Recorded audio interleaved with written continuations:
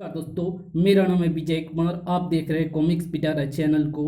तो चलिए दोस्तों, राज कॉमिक्स में नागराज सीरीज की इस 8वीं कॉमिक्स को शुरू कर रहे हैं, जिसका नाम है नागराज का इंसाफ। और आप सभी जानते हैं कि मैंने नागराज की सीरीज को शुरू किया है और इसके लिए एक अलग से प्लेलिस्ट को बना करके रखा है। तो आप उस प्लेलिस्ट को ज़रूर से फॉलो करें और नागराज की शुरू से लेकर अंत तक की सभी कॉमिक्स को ज़रूर से पढ़ें और वो आपको ईजिली मिल जाएगी, आप कभी भी पढ़ सकते हैं। तो चलिए बिना किसी देरी के इस शानदार कॉमिक्स को शुरू करते हैं। लेकिन वीडियो शुरू होने से पहले फिर से आपसे एक छोटी सी रिक्वेस्ट है कि मेरे 2 और चैनल हैं तो उनको भी सपोर्ट ज़रूर से दिखाएं। उसका डिस्क्रिप्शन में लिंक मिल जाएगा, या नाम बता देता हूँ, सेफ टेक टॉक्स और स्पोर्ट्स के सितारे। आप चाहें तो सर्च कर सकते हैं या इस वीडियो का डिस्क्रिप्शन भी चेक कर सकते हैं, या मैं पोस्ट करता रहता हूं जब भी नई वीडियो आती है।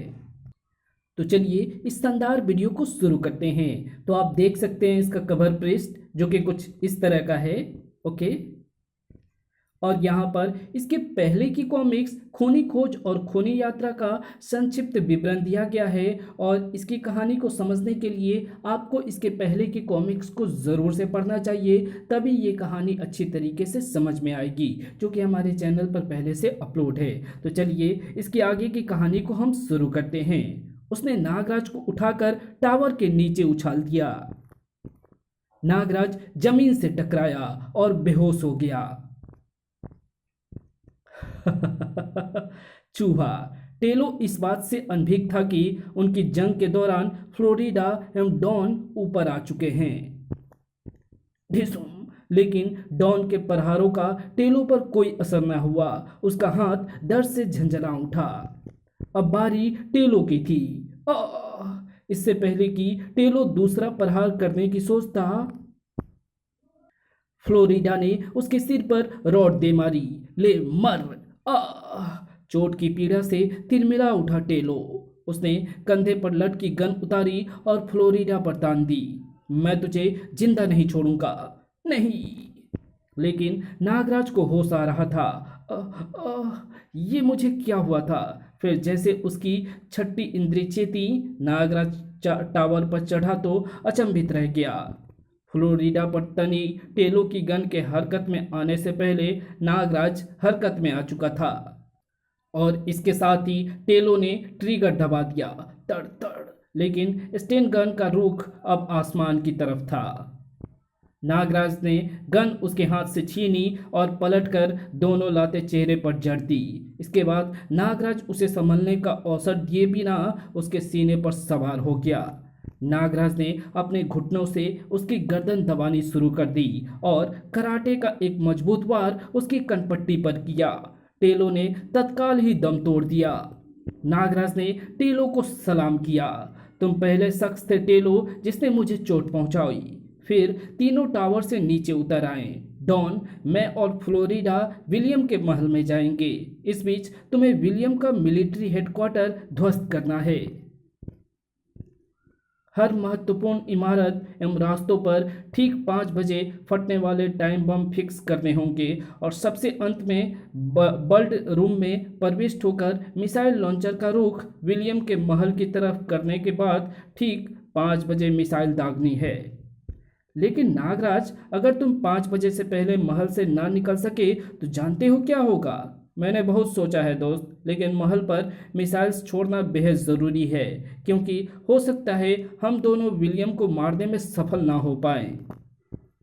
तीनों पहाड़ी से नीचे उतरकर एक सड़क पर आ गए। छुप जाओ, लगता है कोई वाहन ऊपर आ रहा है। जैसे ही जीप नज़दीक आई, नागराज उसके सामने आ गया। रोको। ड्राइवर ने जीप रोकते ही नागराज पर पिस्तौल तान दी, लेकिन नागराज ने उसका काम तमाम कर दिया। डॉन ने ड्राइवर के कपड़े पहन लिए और तीनों जीप में बैठ गए। फिर नागराज ने जीप वापस घुमा दी। नागराज ने डॉन को हेडक्वार्टर के पास ही जीप से उतार दिया। अलविदा नागराज, जिंदा रहें तो लॉन्च पर फिर मिलेंगे। माय फ्रेंड, मानवता की रक्षा के लिए लड़ते हुए मरने वाले कभी नहीं मरते, बल्कि अमर हो जाते हैं। डॉन को छोड़कर नागराज की जीप आगे बढ़ गई। पहाड़ी से उतरकर शहर को पार करते हुए दोनों जल्दी विलियम के महल के सामने पहुंच गए। नागराज, इतनी सुरक्षा के रहते हम कैसे अंदर जाएंगे? नागराज ने मन ही मन भयानक फैसला किया और जीप आगे बढ़ा दी। फ्लोरिडा, अब खेल सबके सामने होगा। जीप एक धमाके के साथ फाटक से टकराई, धड़ाम, और फाटक को तोड़ती हुई महल के प्रांगण में प्रवेश हो गई। थाए थाए नागराज ने सैनिकों पर सांप छोड़ना शुरू कर दिया। सांप, आ आ ओ।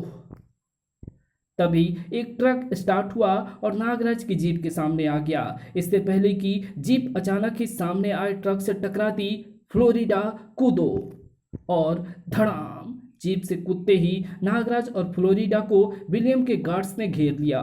खड़े हो जाओ, कोई गलत हरकत की तो गोलियों से भून देंगे।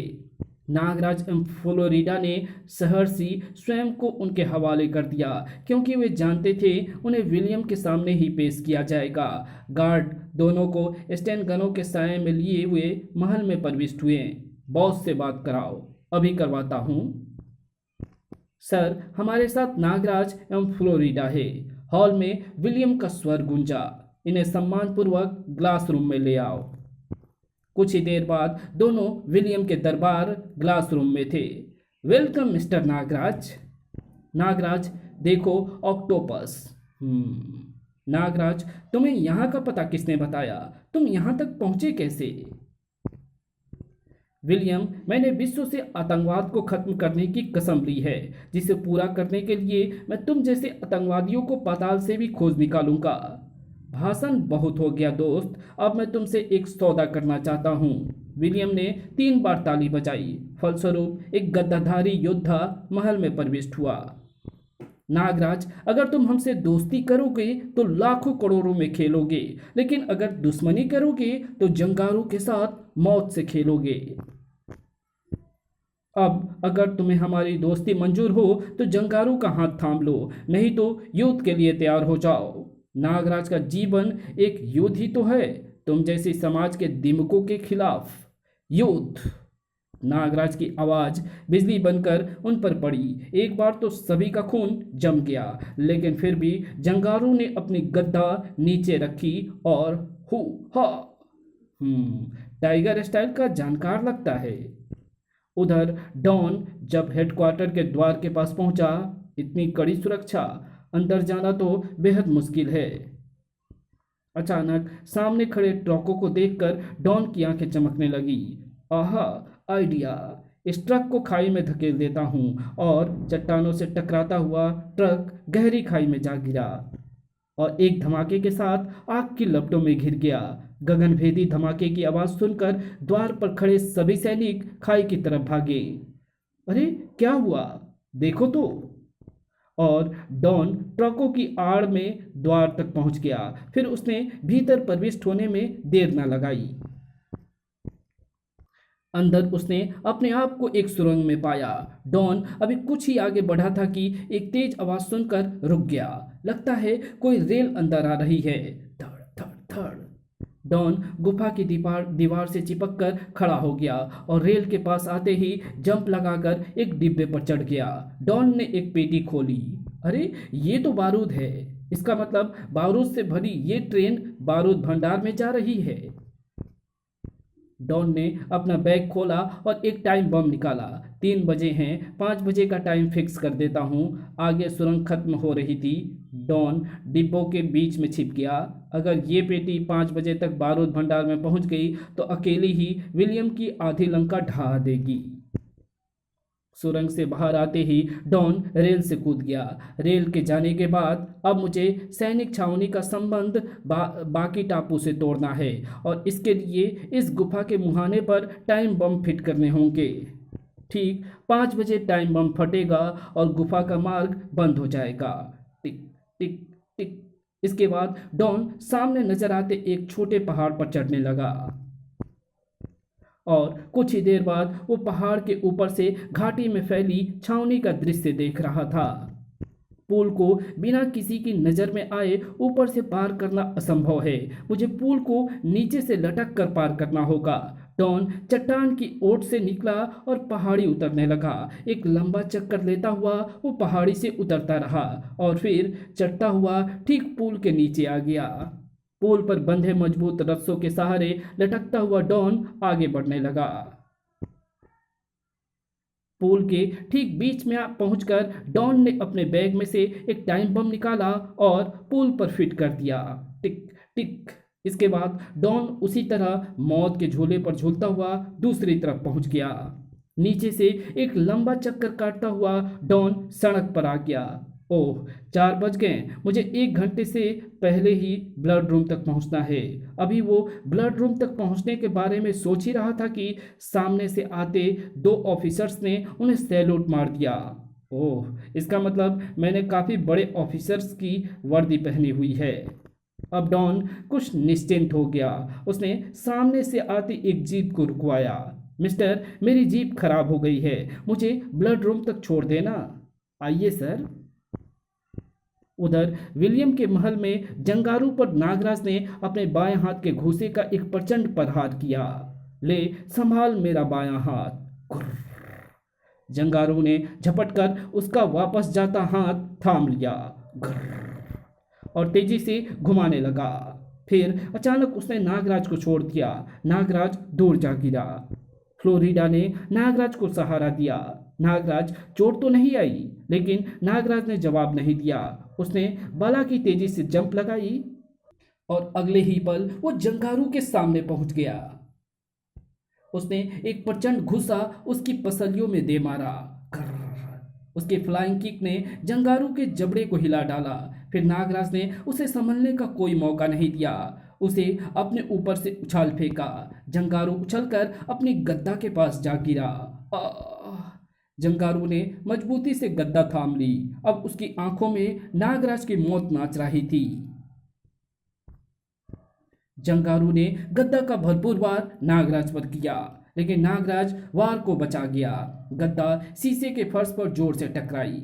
छनाक। गद्दा के लगातार प्रहारों से फर्श कई जगहों से टूट गया। तभी नागराज बचाओ!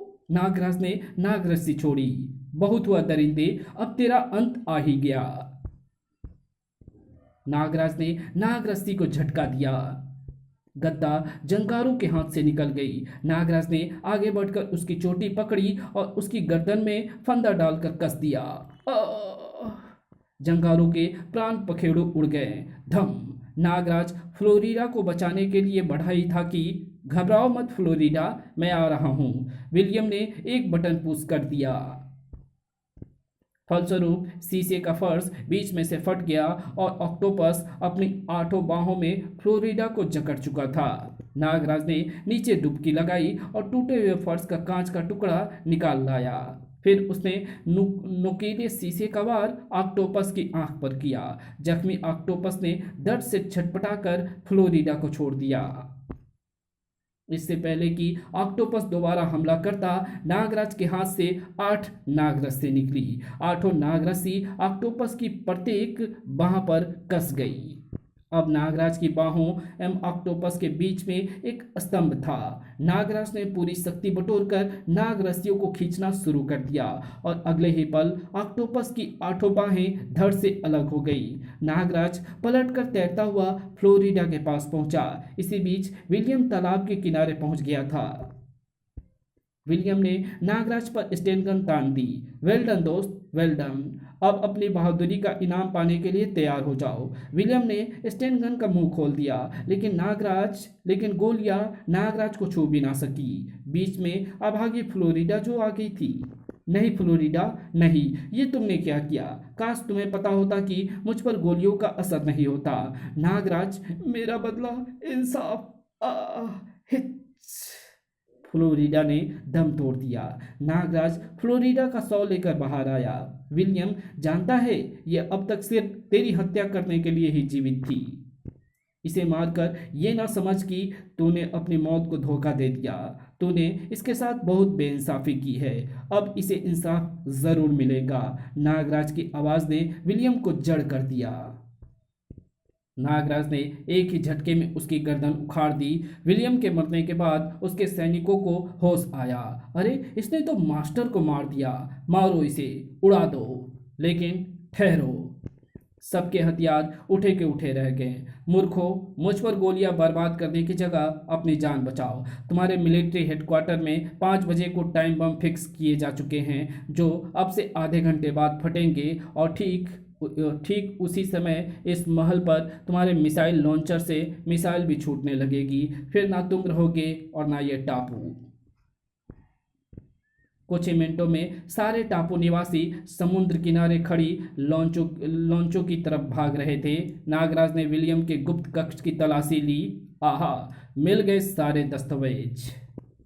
इनमें बाहर के देशों में फैले आतंकवादियों के पते एवं काले कारनामे दर्ज हैं। नागराज ने फ्लोरिडा का शव उठाया। ओह, केवल 10 मिनट शेष हैं। शीघ्र ही मुझे विलियम के हेलीकॉप्टर तक पहुंचना होगा। उधर मिलिट्री हेडक्वार्टर में जीप ड्राइवर ने डॉन को ब्लड रूम के पास उतार दिया। ओह, 5 बजने में केवल 10 मिनट है, मुझे शीघ्रता करनी होगी। थोड़ी ही देर में वो ब्लड रूम के सामने था। ओह, लगता है इस वक्त अंदर कोई नहीं है। वर्ल्ड के सामने पहुंचकर डॉन ने लीवर घुमाया। लॉक खुल गया और डॉन ने दोनों दरवाजे जैसे ही सरकाए, अरे बाप रे, ये तो सायरन बज उठा। डॉन तेजी से अंदर घुस गया। सब मामला गड़बड़ हो गया। वर्ल्ड को अंदर से लॉक कर देता हूँ। डॉन तेजी से बढ़ता हुआ कंट्रोल रूम में आ गया। ओह, 5 बजने में केवल 5 मिनट रह गए हैं। उसके हाथ तेजी से विभिन्न यंत्रों को खोलने लगे। इधर सायरन ने सभी सैनिकों को सजग कर दिया। क्या हुआ? सब ब्लड रूम के बाहर जमा हो गए। रूम में इस वक्त कौन गया होगा? खोलो इसे। सर, ये अंदर से लॉक है। गैस से काट दो इसे, quick, hurry up. Yes sir. 2 सैनिक वाल्ट को गैस से काटने लगे। जल्दी करो, लगता है कोई दुश्मन जासूस यहाँ आ गया है।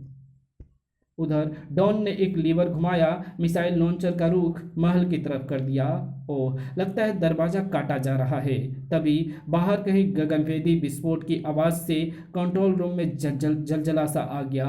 ओह, लगता है 5 बज गए हैं और रेल वाले टाइम बम ने बारूद भंडार को उड़ा दिया है। डॉन ने एक बटन पर उंगली रखी। गॉड, अगर मैंने आज तक कोई अच्छा काम किया हो तो उसके बदले नागराज फ्लोरिडा को विलियम के महल से निकाल लेना। मिसाइल लॉन्चर से मिसाइल निकलकर महल की तरफ बढ़ने लगी। बाहर वाल्ट काटते सैनिकों ने धमाकों की आवाज सुनी तो बारूद भंडार की तरफ भागे। बड़ाम, क्या हुआ? भागो, हमला! धड़ाम, बड़ाम! इसके बाद विक्ट्री टापू की वो छोटी सी पहाड़ी मानो ज्वालामुखी बन गई। पहले महल की छावनी से जोड़ने वाला पुल ध्वस्त हुआ, खड़ाक, और फिर गुफा का मुहाना बारूद से भरी एक अन्य रेल को अपने साथ ले डूबा। बूम! उधर नागराज विलियम के महल के ऊपर हेलीकॉप्टर से उड़ा जा रहा था। ओह, 5 बज गए हैं, लेकिन तभी मिसाइल ने महल ध्वस्त कर दिया। धड़ाम! Oh Don, you are great. Nagraj का हेलीकॉप्टर चल दिया। उधर डॉन ने कंट्रोल रूम का पिछला दरवाजा खोला। अरे वाह, बस थोड़ी सी ढलान पर ही मेरी निकासी का रास्ता नजर आ रहा है। पहाड़ी से उतरकर डॉन समुद्र में कूद गया। बस कुछ ही घंटों में मैं लॉन्च पर पहुंच जाऊंगा। लगभग 2 घंटे बाद नागराज ने लॉन्च पर डॉन का स्वागत किया। आओ डॉन, सचमुच तुम्हारे बिना मेरा यह मिशन अधूरा ही था। दोस्त, ये तो सिर्फ शुरुआत थी मेरे नए जीवन की। लॉन्च धीरे धीरे न्यूयॉर्क की तरफ बढ़ने लगी और इसी के साथ ये कहानी यहीं समाप्त होती है। तो मिलेंगे इसकी अगली कॉमिक्स में, जिसका नाम मैं आगे वाले वीडियो में बताऊंगा। और ये वीडियो आपको कैसी लगी कमेंट पे लिख करके ज़रूर बताना, और कुछ कमी रह गई हो तो इसे भी कमेंट पे लिख करके बता सकते हैं। कोई सुझाव आपके पास, वो भी आप बता सकते हैं। और चैनल पे नए हो तो चैनल को सब्सक्राइब ज़रूर से कर देना। और आपके पास जो भी आपसे हाथ जोड़ करके रिक्वेस्ट कर रहा हूँ, इतना तो आप मेरी बात मान लो। हाथ जोड़ के रिक्वेस्ट कर रहा हूँ कि आप हमारे दोनों चैनल सेफ टेक टॉक्स और स्पोर्ट्स के सितारे। अगर आप स्पोर्ट्स के लवर हैं तो स्पोर्ट्स वाले चैनल को सपोर्ट करें, और अगर आप टेक्स या आप इंफॉर्मेटिव वीडियो या कि आप मतलब साइबर फ्रॉड या किसी भी तरह की फ्रॉड की जानकारी, या आप टेक्नोलॉजी से संबंधित जानकारी चाहते हैं, तो आप सेफ टेक टॉक्स को ज़रूर से सब्सक्राइब कर लें। तो मिलते हैं दूसरे वीडियो में, तब तक के लिए बाय।